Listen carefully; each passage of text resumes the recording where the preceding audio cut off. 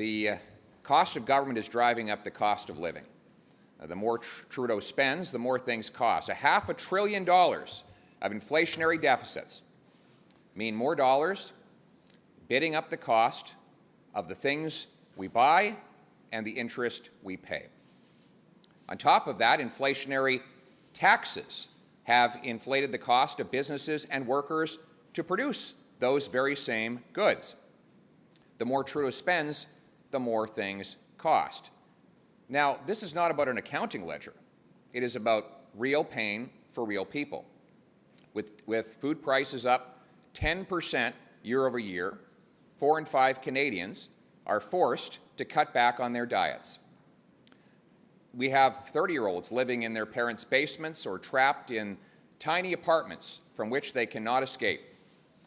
We have seniors who watch their savings evaporate because the cost of heat and other essentials has risen out of reach.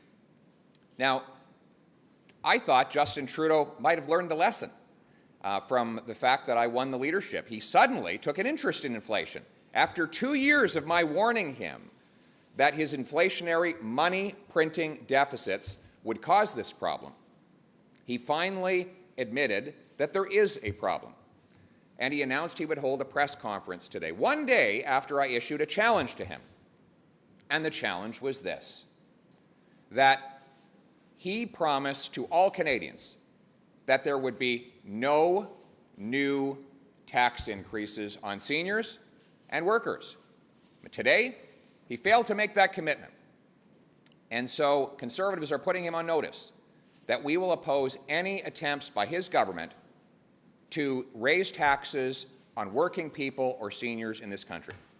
Right now, he has scheduled tax increases on people's paychecks and on their heat, gas, and groceries.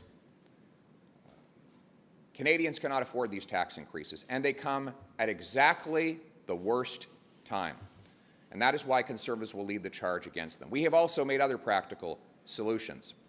Cap government spending and cut government waste so that we can bring down the inflationary deficits and taxes that have caused the problems in the first place.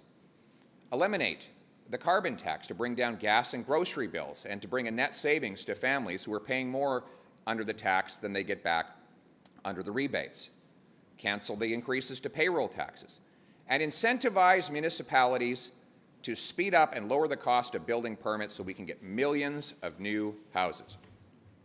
Those are practical solutions that would lower the cost and make it possible for seniors to buy a good life with their savings and workers to buy a good life with their paychecks.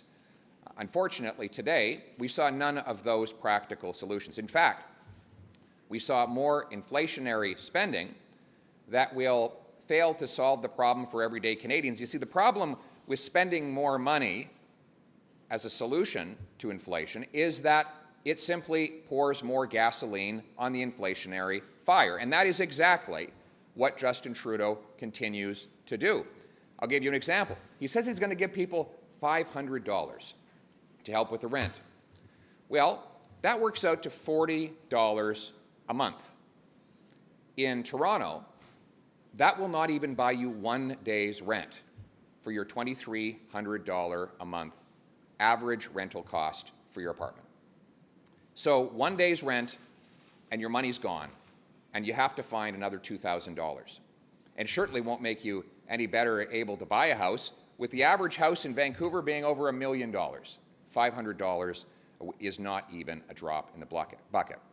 We need to actually counter the inflation, the just-inflation that this government has caused, rather than trying to spend more money to make the problem worse. So once again, Conservatives will fight tooth and nail against the inflationary taxes that the Trudeau government is putting forward, and in favor of bringing inflation down so that paychecks go further.